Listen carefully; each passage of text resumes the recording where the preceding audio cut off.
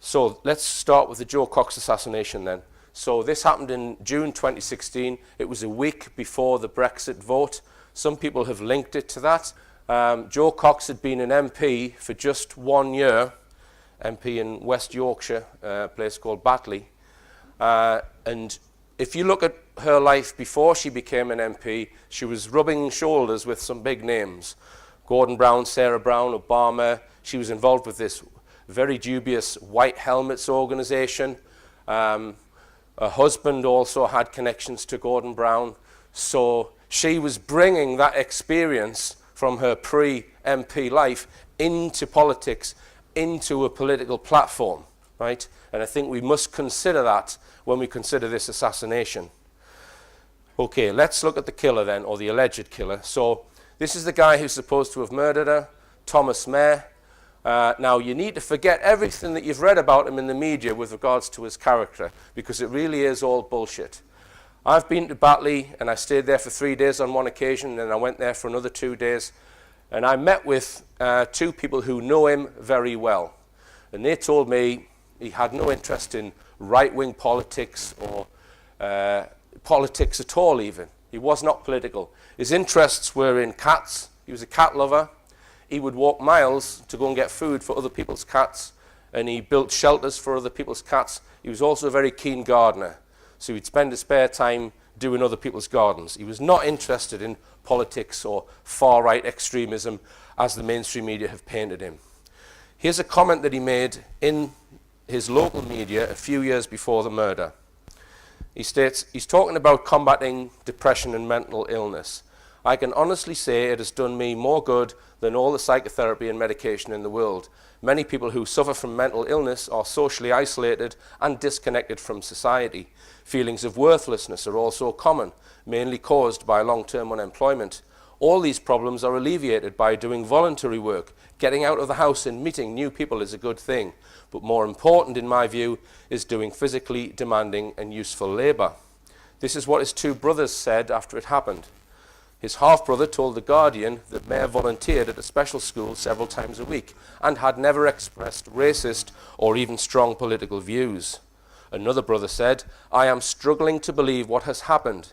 My brother is not violent and is not all that political. I don't even know who he votes for. He has a history of mental illness, but he has had help. So if his own brothers don't even know what his politics are, then we can conclude that what the mainstream media have said about him is bollocks. Right, let's go through the official story, and then I'll come on to the anomalies so we can try and work out what actually happened. So this is the library in Birstall where Joe Cox was going to attend her surgery meeting, her constituency surgery. So she arrives in a car up this street. This is Market Street. And she parks about there outside the library. She's with 2 other women in the car, her assistants. The 3 of them get out the car, and as Joe Cox gets out and starts to walk onto the pavement, a man wearing a baseball cap comes from the north end of Market Street down, and then he shoots her in the head. She falls to the ground in between 2 parked cars. So she falls in front of her own car and behind a maroon-coloured car. He then stabs her several times, and then he reloads his gun and shoots her again. During that period, someone tries to defend Joe Cox, an elderly gentleman. He gets stabbed. The perpetrator then is alleged he must have crossed the road at some point because the CCTV shows him fleeing south down Market Street, and he's alleged to have gone down this street, which is Union Street, up Huddersfield Road, up Brookroyd Lane, and then he's disappeared into a council estate. And he's not arrested until he's a further mile away, right? And they don't have visibility of him during that mile, right? We need to stress that. But I'll come on to his journey after he's committed the alleged offence in a moment. So that's what's supposed to have happened. Now, some people have asked the question, was Joe Cox even murdered?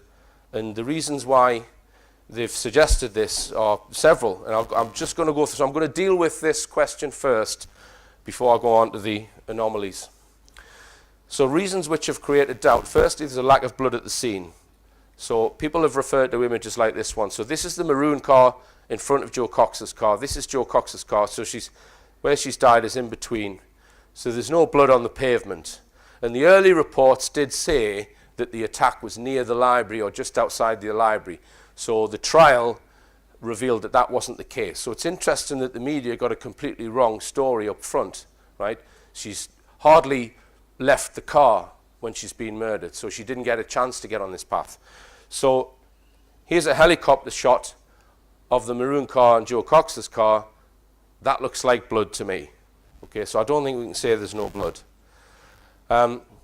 She was in the road for over an hour being held by another woman, yet no images of the body have been shown at the scene, which is unusual, but because this is a political assassination, I think it's possible that the mainstream media were denoticed about this, not to show any images of the body. And I don't think that the people at that library were perhaps the kind of people that would come out and start taking close-up photographs of a dying woman, right? And she was kind of screened by two parked cars. She was a fairly small woman. So I don't think it's surprising that there's no photographs of her while she was there. The jury were not shown any images of her body. Apparently they were shown a computer picture, computer-generated image showing the points on her body where the injury were, which is very unusual. And I have sympathy with those who were saying, well, there's no body, there can't be a murder, right? But I think we also need to consider that maybe they're doing this in order to try and promote a false conspiracy.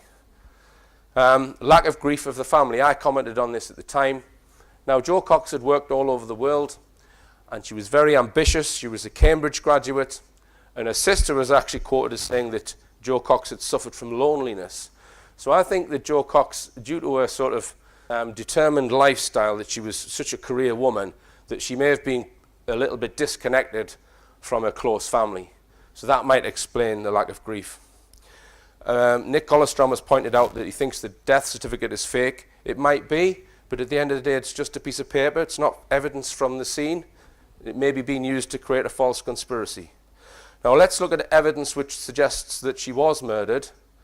The BBC made a documentary, as they always do with these events, and all it did, as usual, was push the official story. So it didn't ask any questions. It didn't look at any anomalies, which is what they're supposed to do. Now in this documentary, there were 3 witnesses who witnessed the actual murder, or claim to have witnessed the murder. There were the 2 women in the car with Jo Cox, and a guy, David Honeybell, who was in the library. And he witnessed it, and he explains how he saw the gunman take a step back, reload his gun, and shoot her in the midriff. Now, if you watch these testimonies, they seem genuine to me. If they're all fabricating, then they've been to some damn good acting classes, right? I'm inclined to believe their testimonies.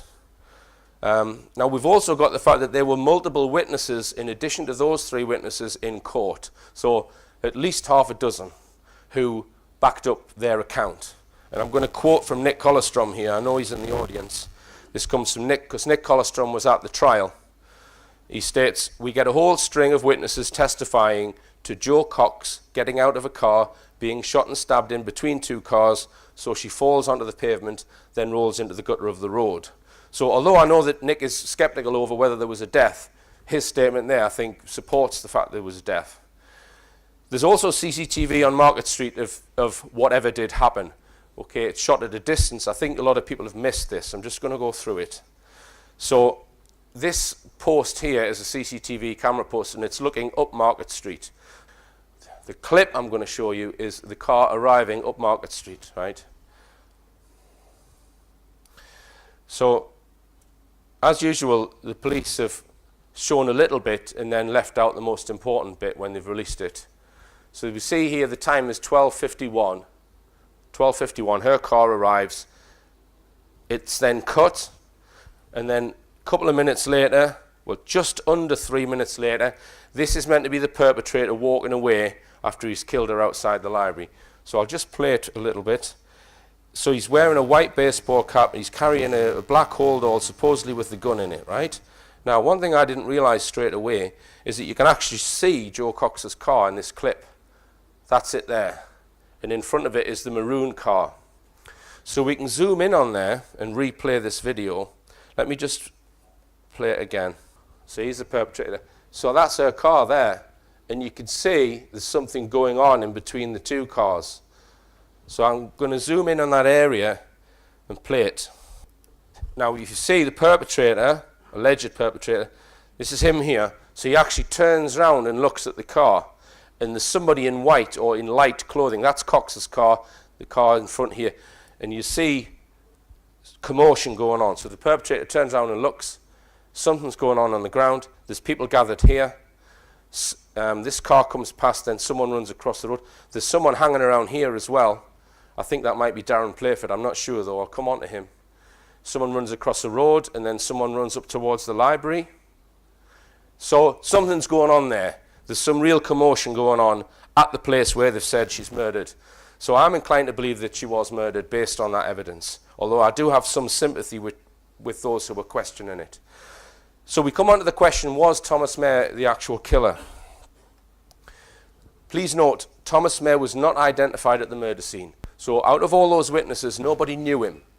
All they knew was a man with a baseball cap with a goatee beard. Note also that none of the CCTV images demonstrate that the man is Thomas Mayer. The two people I've met who know him well, by the way, so speak to him on a regular basis close up. I've showed them all of the images, the CCTV that the police have released, and they say that some of the CCTV is definitely not him. That's the CCTV in W.H. Smith's. And they say the rest of the CCTV, it might be him, but it could be easily somebody else. Right? So none of the CCTV images demonstrate that it's him, mainly because he's wearing this baseball cap, which is obscuring his face. Now at the trial, when the trial finished, I communicated with Nick Colostrom, and he was expressing doubt over whether the killer or whether the man in the dock was the real Thomas Mayer. Sounds quite profound, but apparently he just kept his head down, and he doesn't speak throughout the entire trial apart from once to confirm his name. And Nick was saying, well, I'm not convinced it's him. He didn't answer any questions, etc. Now, when I got to Birstall, this is the thing I wanted to resolve first off, the identity of the alleged killer. So I got all of these. These are all photographs of the real Thomas Mayer taken at different points in his life. So you'll see he's got quite a prominent mole on his right cheek. You see it in some of these images. He's got fairly prominent front teeth. So I showed these images to these two friends of his, and I also showed some of the official images from the trial. Now, after the trial, mainstream media, they put out this very close-up image of Thomas Mayer, which I thought was a bit odd. They wouldn't normally do that. And I was saying, well, is this a need to persuade? Do they need to persuade people that this was the killer? They also put these images out, right? So when I met these two people who know him, I showed them this image, and they both said, yep, that is Tommy Mayer. I then showed them these two images, and they said, yes, that is Tommy Mayer. I then showed them this image, which is the perpetrator being interviewed by the police in the BBC documentary, and they both said, that's not him. One of them said the eyebrows are far too thick. Now, in the BBC documentary, when they showed this image, they also showed this image shortly after it. And both these people who know him, they also said that's not Tommy Mayer. Now, to me, it just looks like the same person because I don't know him, right? It looks similar enough to be the same person. But this is two people who know him very well as saying that that wasn't Tommy Mayer and that wasn't Tommy Mayer. So here's a close-up from that police interview, and I can't make out the mole on his right cheek in the interview. I'm going to show you a clip from it now. You're here for two very serious offences. Murder and attempted murder. It's murder of an MP going about a business, and attempted murder of an elderly gentleman who comes to assist her. The MP's been shot and stabbed a number of times, and the elderly gentleman has been stabbed. That's why you've been arrested, and that's why you're being interviewed. And you're choosing to sit there and say nothing at all, which is your right. However, their families, they want to know what's gone on.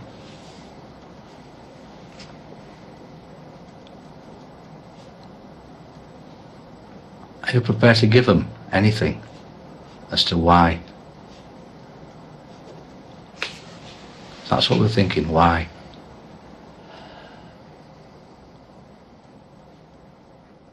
It's not uncommon for the police to sit in an interview room and listen to somebody saying no comment, but it is uncommon for us to sit and listen to somebody saying nothing, and he just simply didn't react to anything. Think about that, folks, because if you're being interviewed by the police, right, and you don't want to answer a question, your brief will say, just say no comment, so you can move on to the next question. But he didn't even say no comment.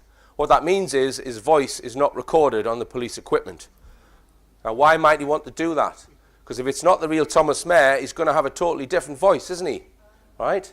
So to me, that's a second piece of evidence which suggests that perhaps wasn't the real Tommy Mayer, although I wouldn't be able to tell the difference, but I don't know the guy. Two people who know him say it wasn't him. So reasons why it's been suggested that a double may have been used, so not just in the police interview, at the trial as well. Firstly, the two people who knew him well say the man in the police interview is not Mayer. During the police interview, the suspect did not speak at all. During the trial, the accused only spoke once to confirm his name. Now, you might be sitting thinking, no, he shouted out, "My name is death to traitors." That was at the magistrate's hearing. I'm not sure whether there was any public there, right? But at the trial, he just spoke very briefly to confirm his name, then kept his mouth shut, hiding those two front teeth. During the trial, no witness was asked to confirm the man they saw doing the murder was the man on trial. People at the trial were not sure it was the real Thomas Mayer in the dock, and no defence was given by the accused. This is another key element which suggests he's a patsy. No defence was given. Now, you're going to see some facts that I'm going to present that his defence could have presented but didn't. So these all suggest that Nick Collerstrom may have been right. So this is a comment from Dr. Nick Collerstrom. No witness was asked whether the guy sitting in the dock was the Thomas Mayer whom they remembered. The guy in the dock kept his eyes down, showed no interest in anything, just wrote notes and looked very bored. So think about this, folks. If it's true, let's go down this as a hypothesis. If they're using someone else, why would they do it? There's only one reason I can think of, and that's the real Thomas Mayer didn't do the murder, and they're framing him as a patsy. They don't want the real Thomas Mayer defending himself, saying it wasn't me, folks. I was doing someone's garden, right? So let's go down this avenue then, that we've possibly got an imposter. So we can repeat that Thomas Mayer was not identified at the murder scene. No CCTV images can demonstrate whoever it was Thomas Mayer. So there's no evidence from the murder scene that the killer was Thomas Mayer. Let's look at the perpetrator's movements immediately after the murder, because I think the anomalies shed light on how this may have been done. So this was his path, right? This is the man in the white baseball cap is alleged to have fled down Union Street up Huddersfield Road and then disappeared into this housing estate. I'll come on to that in a second. I just want to point out a few more anomalies. Firstly, all the people who saw the murder claim the perpetrator was wearing a black baseball cap.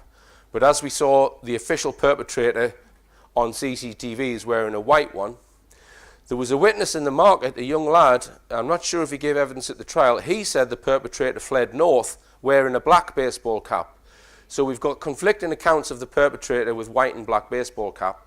Now, the official story states that when he got up onto Brookroyd Lane here, he went into John Nelson Close, jumped into a garden, removed his white baseball cap, and underneath was a black baseball cap.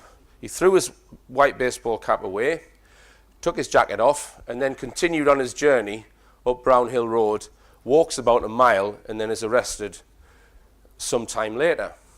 Now, we know this path because of a witness called Darren Playford, which I'll come on to. Now, when I showed this to the two locals who I spoke to who knew Tommy Mayer, one of them said, well, Tommy wouldn't walk round there to go down Union Street. There's a gap in the fence here. He would cut across there, or he might even go diagonally across the car park, right? So they were suggesting that that person didn't have local knowledge. He may have gone down this way, but that would mean that two witnesses would have been fabricating that said he went down Union Street, because there's no CCTV of him being released in that area. So that's his official path, right?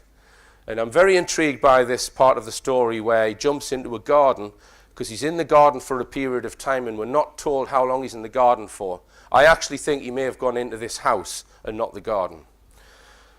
So as I said, the witness who has enlightened us on this evidence is Darren Playford, because Darren Playford is alleged to have seen what happened, and he starts walking down Union Street to get away. So he rings the police and gives them a running commentary, right?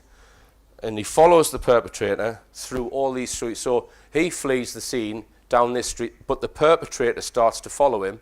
So he goes up this street, sees the perpetrator go up Brookroyd Lane, sees him going to John Nelson Close for a period of time, and then also sees him go up, this is Brownhill Road.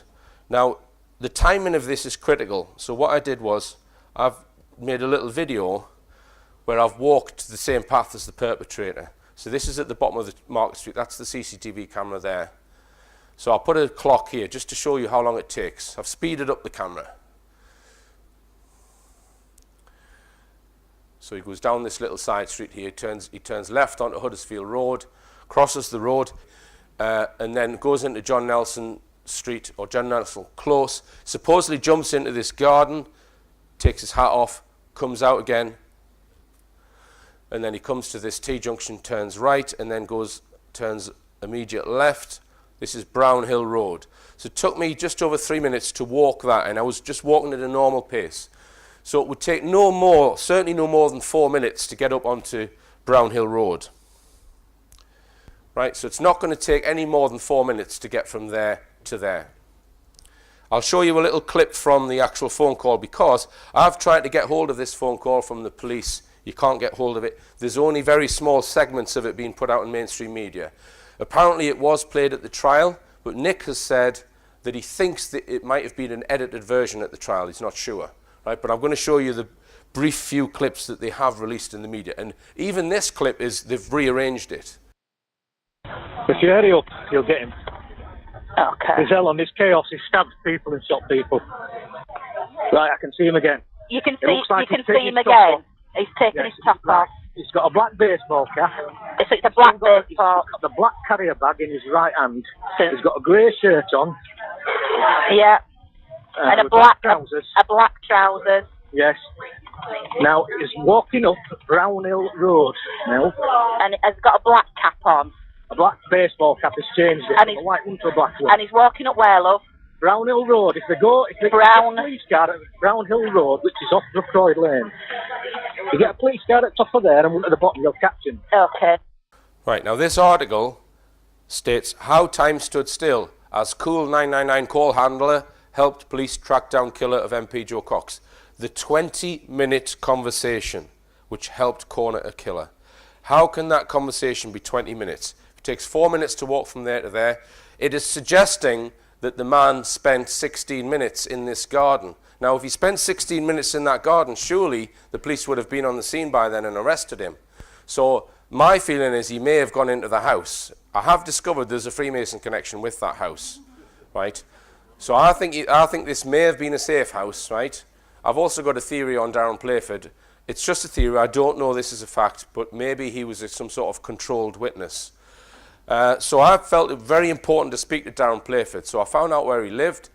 I then went to knock on his door. Stepson answers the door. He's not here. He's at work. So I then telephoned him. His van was actually parked on Market Street, right? So when I was at his house, he's got the phone number of his plumbing business on his van. So I rang him up. I said, I'm researching the Joe Cox case. Would you speak to me? All I want to know is what happened. What did you actually see? What really happened? Because he wasn't cross-examined in court because there was no defense put. They just played his phone call. And he said, no, I don't want to talk about it. Right, so he declined. So I waited a few weeks and then I wrote him a letter.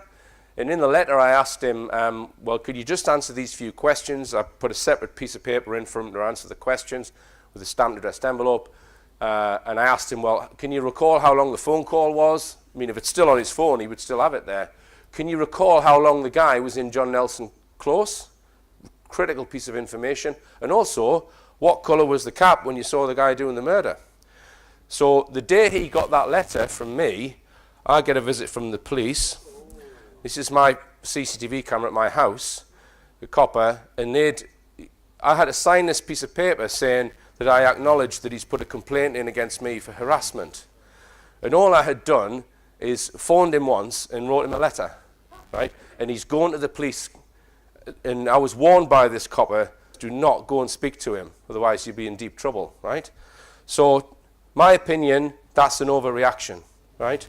So, suggests I've hit a nerve asking questions about the timing of this. How long was he in the garden? Now, let's look at where the alleged perpetrator went after Brownhill Road. See, there's no way it can be 20 minutes because when the perpetrator is arrested, it's about a mile away, and it only takes 17 minutes to walk from there to the point where he's arrested. And Playford was not at that point. So it suggests that there's time passed in this journey, probably either at the house or in the garden. So the time to walk to the arrest scene, this is where he's arrested in this cul-de-sac here. It's called Rysdale Avenue. So he's walked up Brownhill Road, along these roads in this housing estate, onto the main road, and he's just walked off the main road into a dead end here and been arrested. I'll come on to the arrest in a second. So it takes 17 minutes to walk from there to there. He left the murder scene at 12:53, as we saw on the CCTV. He was arrested at 13:35, so that's 42 minutes, right? It does not take 42 minutes to walk that distance. So this is lending weight to him being in John Nelson Close for quite a long period, maybe even longer than 16 minutes, perhaps 20 minutes at this point. Now, there is another piece of evidence on this corner. There's a CCTV camera from a domestic property. I'll just show you it. And he is seen walking past, right? And he actually walks around this corner. Now, there's no timestamp on that, so you can't tell where it's placed. I've shown this moving sequence, this CCTV sequence, to the two witnesses who know him, and they both said it could be him, but it could easily be somebody else. There's not enough detail there to identify him. And the house that this CCTV camera is at is the house of Paul Playford, who is Darren Playford's brother. So it's the brother of the man who complained against me for harassment. But it's probably just a coincidence. Right, so he then walks into Rysdale Avenue. This is a cul-de-sac here. He walks in, and there's a cop car following him. The two police get out about here. They shout at him, he turns around, opens his arms out, and then they run at him and they rugby tackle him to the ground and they smash his head off the floor. And they then go back to the car and get first aid. They start bandaging him up. And then at that point, there's 3 armed response vehicles arrive with guys with guns and a couple of unmarked police cars as well. Now, this is filmed by someone who lives in this house here. And the guy who filmed it, I have interviewed him, and I have also interviewed his wife. They saw whoever it was with the grey shirt on walking into their street, and the wife commented to her husband, he's sitting watching the football. She said, oh, I've never seen him before, because it's a cul-de-sac, you see. She didn't understand why someone she didn't recognize was walking there. And then she says, oh, there's a police car following him. So the two of them started watching, and when the police took him to the ground, the guy starts filming on his mobile phone. Now, ITV bought the rights to that for £1,000 off them, and then it appeared on the 6 o'clock news, but they didn't show all of it. So I know what happened because I've interviewed this couple, and by the way, this couple did not give evidence at the trial. His defense team should have been all over this couple, right, who saw the arrest. Now, and I do suspect this is the real Tommy Mayer who was arrested. His mother is alleged to have seen this and commented that it was him. There's another reason why I think it was him, which I'll come on to in a second, right? So this is the police car that arrived first. There's a couple of unmarked cars coming in as well. Now, you would imagine that if this guy is the perpetrator who's just killed Joe Cox, that he would have the gun on him and the weapons on him. There would be forensic evidence to say he was the killer. At the trial, both the arresting officers testified that the man did not have a knife in his possession. One of them testified that he did not touch the firearm in the bag, but just felt it was there. So neither of these officers have seen a gun or seen a knife.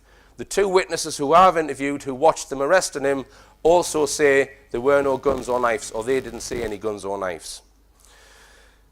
And the witness who filmed the arrest videos told me that he did not see knives or weapons, and the police put a tent over the bag. So the bag was there in the road. Sometime later, another unit came and they put a little tent over the bag. So this comes from Dr. Nick Collestrom's trial report. He says, a senior crime scene investigator arrived at the scene at 14:50. That's an hour and a quarter after the arrest. As he could not be present at the trial, his testimony was read out, together with videos shown. He saw a black baseball cap on the ground, plus a knife sheath and a dagger. In addition, there was a long gold-type object, which when unscrewed contained a knife. We were shown pictures. He found a black wallet on the ground with cards and cash. We were shown the name of Thomas Mayer on his library card. A Tesco's carrier bag was there, containing a pro-Brexit leaflet. We were shown 2 sets of keys also on the pavement next to the coins. The investigator took 118 photographs. The gun was partially visible, peeping out of the bag. So Nick then adds, at this point, I suggest the judge should have dismissed the case. The 2 police who arrested him clearly testified that Thomas Mayer had no knife. Then an hour later, a dagger appears on the scene of arrest. In fact, 2 of them, together with an absurdly large list of other clues. So we can say there is no evidence from the arrest that the man arrested was the killer, and we can say there is no evidence that the man arrested was the man on Market Street. Okay, now let's look at this arrest video then,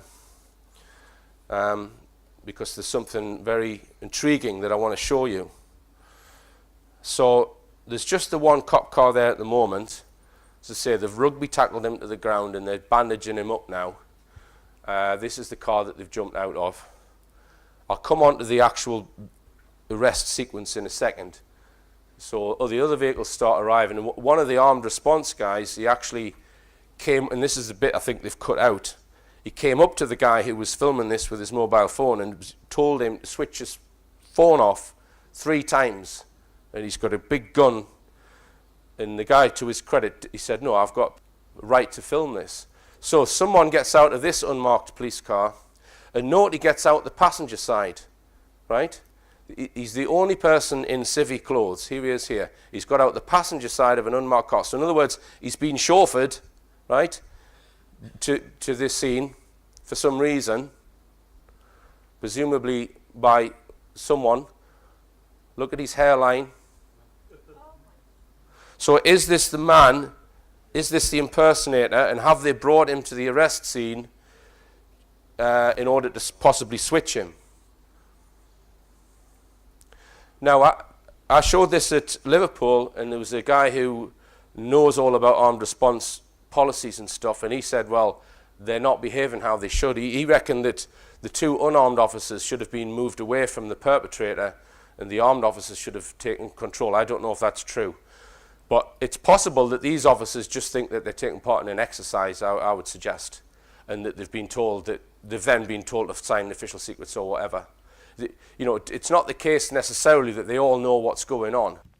Now, since this lecture, I have been contacted by a police authorised firearms officer who served in firearms for 13 years. This is an extract from what he said. The clip involving the arrest of Thomas Mayer had me quite astonished, as it did not follow any firearms training that I am or have ever been aware of. In fact, it was like a training example of what not to do in that situation.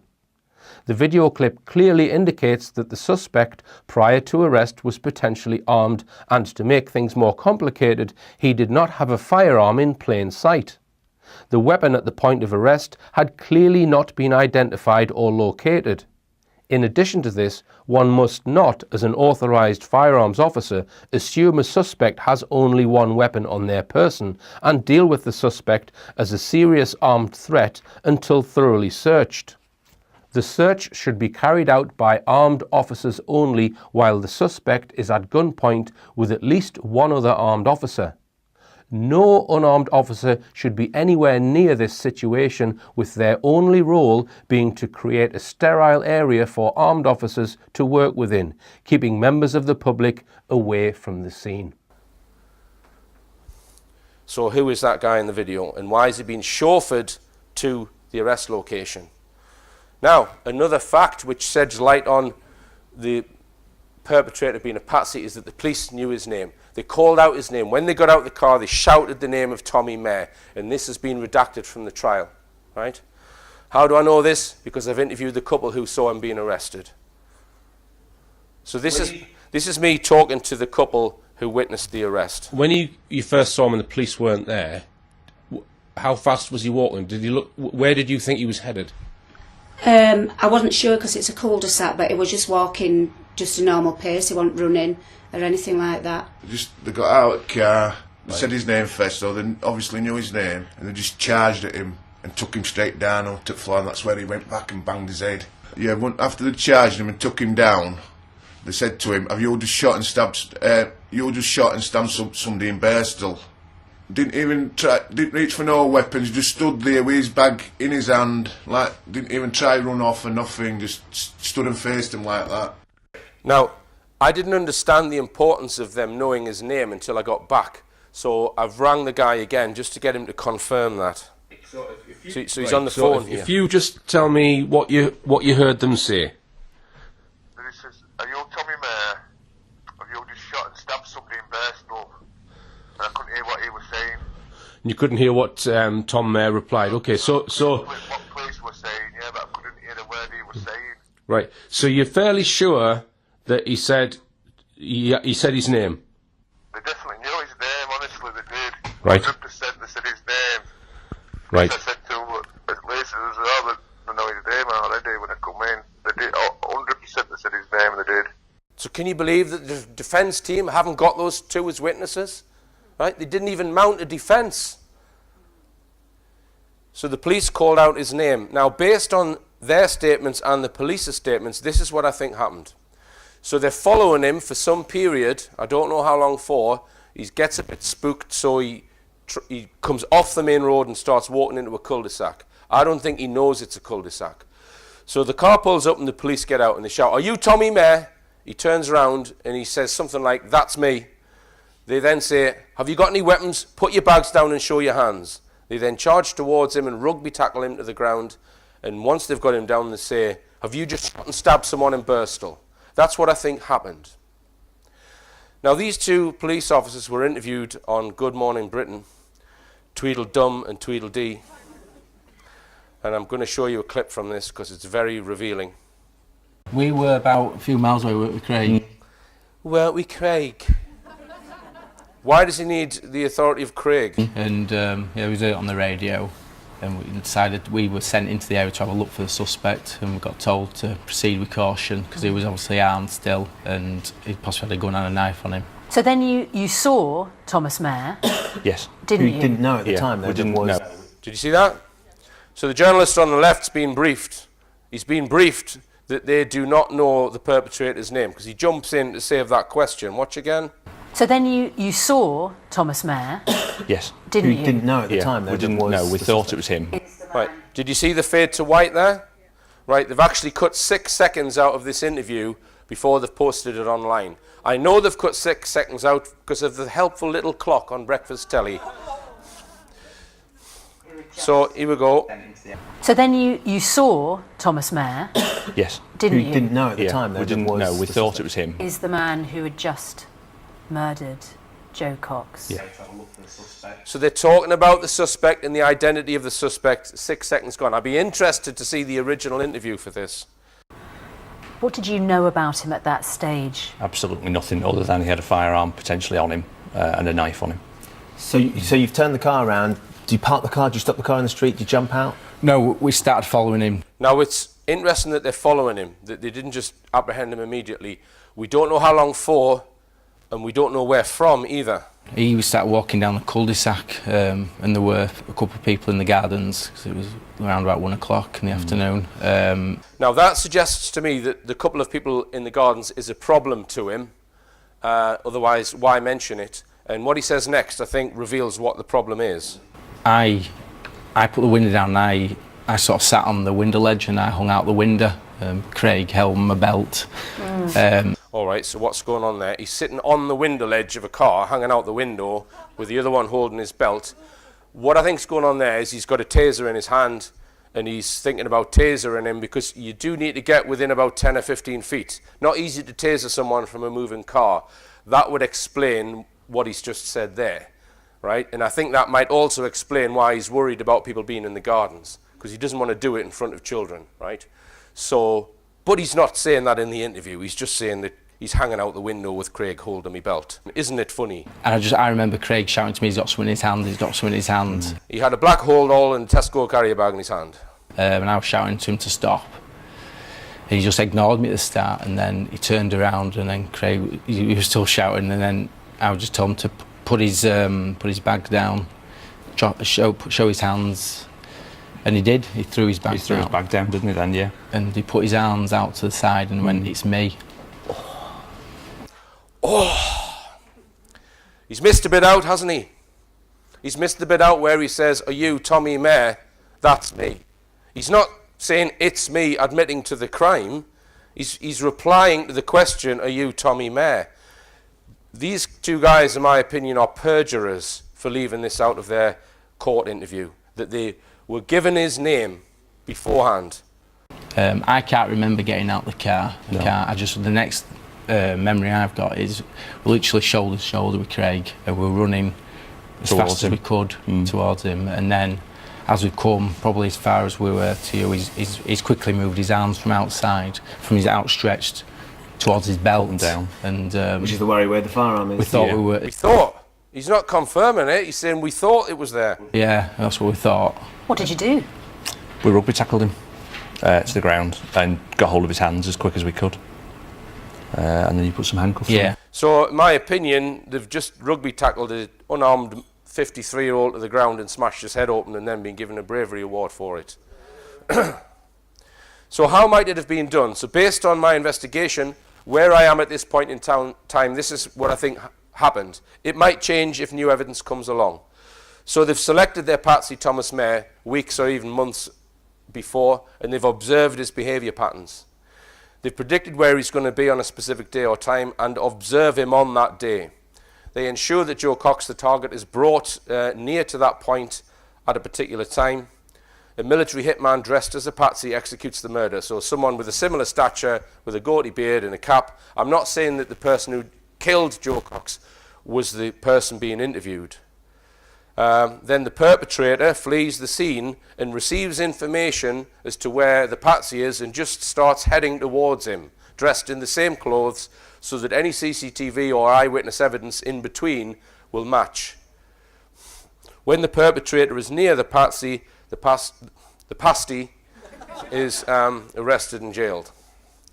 And then an impersonator takes part in the interview and trial. And we might ask, well, where's it gone wrong? Why did he wait for 16 minutes, if indeed he did, at that in John Nelson Close? Well, maybe he went in this house, which was a safe house, and he was waiting for a black baseball cap to be dropped off.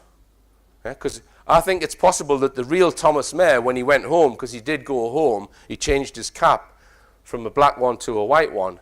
So their operative had the wrong cap on. So maybe he had to wait until they got a cap to that house. Or it could be that they've lost observation on the real Thomas Mayer, or he's gone somewhere that's difficult, and he's been told to lie low for 20 minutes before he can continue on in their operation. So ensure that the target, Joe Cox, is brought to a particular point, i.e. the library, at a particular time. Now the person who brought Joe Cox to the library was Fazila Aswat. So was she involved, even unwittingly perhaps? Now she does seem very concerned with timing if you watch the BBC documentary. Just listen to what she says. She was supposed to hit back into the office for 12 o'clock. But I knew Joe would never come at that time. She was always late. And obviously we had the surgery booked for 1 o'clock. So we ideally wanted to get to Bursell for about 9:45 to. She came into the office at 12, I think about 35. Said, we don't have time for you to get a sandwich, but I've got a pasta bake for you in the fridge. Heat it up in the microwave and you can have it on the way. You're not having a fucking sandwich, you're having a pasta bake. How long does it take to eat a sandwich? So she's very concerned. Is it just to get her there to the surgery for those really important constituents? or is there another reason? Now, in Brendan Cox's book, he talks about changes in security measures which happened just before the murder. Just listen to this. So he's talking about when Jo is dying in the road and Fazila is holding Jo in her arms as she's dying. Then suddenly Fazilla remembered that she and Joe had met the Chief Inspector of the West Yorkshire Police 3 weeks before. He had given both Fazilla and Joe his number and said, if you have any security issues, ring me straight away. She can't remember how she managed it, but still holding Joe, Fazilla rang the Chief Inspector. Now think about that. You've got a dying woman in your arms. Are you going to get your phone out and get the contacts out for this Chief Inspector, or are you going to ring 999 and get an ambulance? He might be on the golf course, right? And who is he? Is he part of the operation? And was he phoned in order to inform him that it had happened? So there's a lot of other details that need to be exposed in relation to this case. I mentioned the CCTV evidence. It's actually not that important because it doesn't identify Mayor. Nick Wallen, who was the detective in charge of the investigation, you Google his name, you'll find people saying that he's a corrupt officer. Brendan Cox, hope not hate. Nick Collerstrom will tell us about that. Mayor's legal team, etc., etc. So it's there waiting to be exposed, this case. So the motive for the Joe Cox murder, I don't think it's linked to Brexit. I know a lot of people do, and people have said, oh, he shouted out, what was it, Britain first. Well, he may or may not have. If he was an operative, right, whatever he's shouting out, you've got to consider that that's just putting a false motive in people's minds. So to me, it's irrelevant what he shouted out, right? If you look at Joe Cox's past and her connections, I think the motive lies there.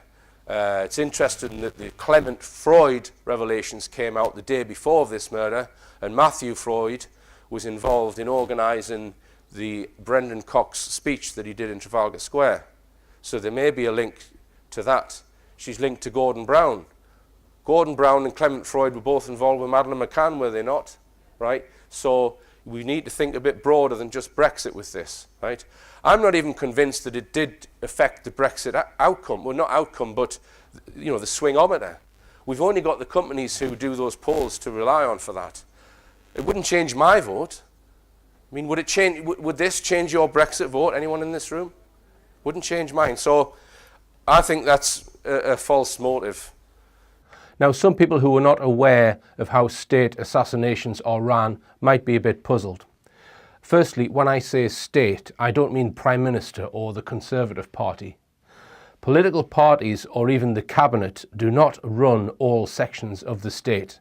In particular, security services have zero day-to-day oversight by Parliament. They are a law unto themselves. If a security agency of the UK, such as MI5, deemed that Joe Cox was a threat to national security, probably because of something she knew, then it is possible that a state assassination was ordered without anyone in Parliament even knowing about it. Once the order has been approved and the wheels are set in motion to eliminate their target, careful consideration would be undertaken to determine what method is best for the hit. I hear some people saying, why wouldn't they just arrange something more simple, like an accident or a poisoning? All methods have their own problems and risks. In a supposedly democratic state like ours, it would be essential for the state to ensure that it is done without any suspicion of state involvement. Methods such as poisoning or even an accident of an MP is going to make people ask whether the state was involved. And any method that does not allow the case to be immediately solved, albeit fraudulently, means that a lengthy investigation has to be opened and will remain open until it is solved, which can create a headache, especially if everyone in the investigation is not part of the initial plot. In order to deflect blame away from the state, a false motive is useful and can be constructed such that it points to an individual rather than the state. If you choose a method where the perpetrator is clearly identified and there is a clear motive, albeit both being bogus, the case can be shut down and quickly forgotten about. If Cox had been assassinated in a more clandestine James Bond-style way without an obvious perpetrator being accused, then we'd have a nation of concerned public demanding the killer be found. By doing it the way they have enables them to quickly close down their bogus investigation and the case can be quickly put to bed. Now, if my hypothesis is correct, it means that Tommy Mayor's legal team would have been in league with the agency that ordered the assassination, along with the judge. Don't tell me you don't realise that we have corrupt lawyers and judges in this country. Remember that his legal team did not mount any defence, and I suspect his legal team knew fine well that their client was not the real Tommy Mayor. Bear in mind also that once approval is given by, let's say, MI5 for this assassination on grounds of national security, in their eyes it then becomes perfectly legal to kill her and frame someone else for the murder.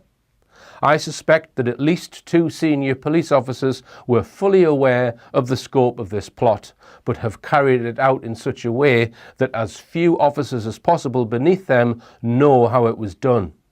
It is likely, in my opinion, that the senior investigating officer was working for the team running the assassination. I just want to expand on the debate about a possible motive. If some group wanted Jo Cox killed, it would be most likely because of information that she knew about. If you are going to manufacture a motive, then you need to create one that people will believe. She was very pro-immigration and supported people from other countries who wanted to settle in the UK. So the most obvious enemy to her would be a far-right extremist who was against immigration. This is the narrative the mainstream media sold us, which was a completely false narrative and a completely false motive. Consider the fact that the perpetrator is alleged to have shouted out "Britain first" before pulling the trigger. There is some controversy over whether this was shouted out, but I would like to point out 2 things here. First, if it was shouted out, it was not shouted out by Tommy Mayor, but by an operative whose role was to dispatch of Jo Cox. Therefore, whatever was shouted out would have been done to plant a false motive in the public mindset. It would have been done to get people to buy into the false premise that this murder was about an argument over immigration. Second, the fact that there is controversy over whether he said it, I suspect is no accident, because it means that people will discuss it more, and the false motive is then reinforced by the fact there is controversy over whether it was shouted or not. This argument is totally irrelevant in trying to establish the real motive. I strongly suspect that the motive was to do with what Jo Cox knew, which the state could not risk being publicly known about. Did she know something about Gordon Brown or Clement Freud? It is alleged that Tommy Mayor was getting far-right literature that somebody had been subscribing him to, then it being sent to his house. He sent the material back unopened. It is likely this was done in order to manufacture evidence to suggest he was interested in far-right ideology.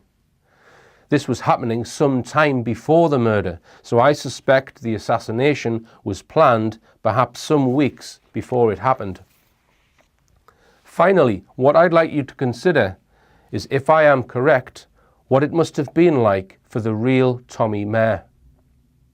A 53-year-old man who likes gardening and caring for cats is walking down a street minding his own business. He has no knowledge of what has just happened outside the library 40 minutes earlier.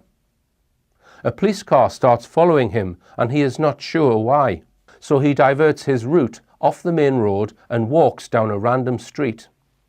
The 2 officers get out of their car and shout at him, and then pull him to the ground, splitting his head open.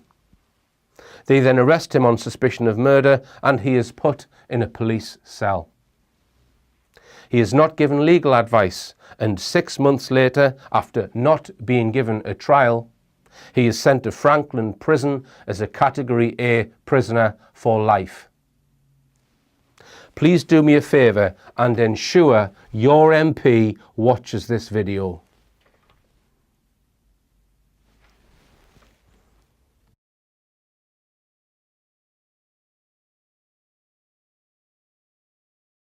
Order. Colleagues, today the 2 extremely brave police officers who apprehended the killer of our late friend and colleague Jo Cox are in the side gallery for Prime Minister's questions. I am referring to PC Jonathan Wright and PC Craig Nichols, both of the West Yorkshire Police. Gentlemen, we honour your public service, we thank you for it, and we offer you the warmest of welcomes here to the House of Commons today.